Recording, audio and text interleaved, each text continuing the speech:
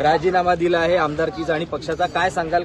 नाही, राजीनामा धक्कादायक आहे. अचानक का निर्णय घेतला याच्यामागचं कारण अजूनही स्पष्ट नाही. त्यांनी काही कोणाशी चर्चा केली तर मला माहिती आहे, माझ्याशी चर्चा तशी कुठलीही झाली नाही.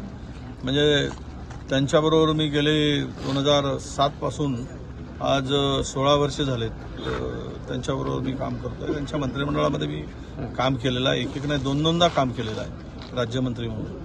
आणि माझे त्यांच्याशी फार सलोख्याचे संबंध होते आणि कदाचित त्यामुळेच अनेक वावड्या उठल्यात की ते गेले की वडेट्टीवार जातील त्यांना जोडून.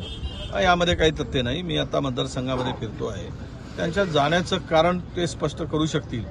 पण मधामध्ये मात्र अनेक चौकशीचा फेरा त्यांच्यामागे लागल्याची माहिती आमच्याकडे येत होती, पण त्यात पुढे काही विषय स्पष्टपणे आले नाहीत. त्यामुळे तर चौकशी नेमकी काय होती हे काही कळलं नाही. आणि आजचा हा धक्कादायकच निर्णय आहे. पण मी एक सांगतो आपल्याला की ज्या पद्धतीने हे पक्ष फोडण्याचं काम, माणसं नेते पळवण्याचं काम भाजपा करते आहे, तर मला वाटतं की मतदान रूपी राजा, मतदान देणारा मतदार राजा जो आहे तो अशा फाडाफोडीच्या राजकारणाला विटलेला आहे, वैतागला आहे. आणि तो येणाऱ्या निवडणुकीमध्ये अशा प्रवृत्तींना नक्की धडा शिकवेल हा मला विश्वास आहे. भाऊ, राज्य मागासवर्ग आयोगाचा जो रिपोर्ट आहे तो येण्याची शक्यता आणि मराठ्यांना वेगळं आरक्षण मिळण्याची शक्यता वर्तवली जात आहे. या आंदोलनाच्या पार्श्वभूमीवर काय सांगाल?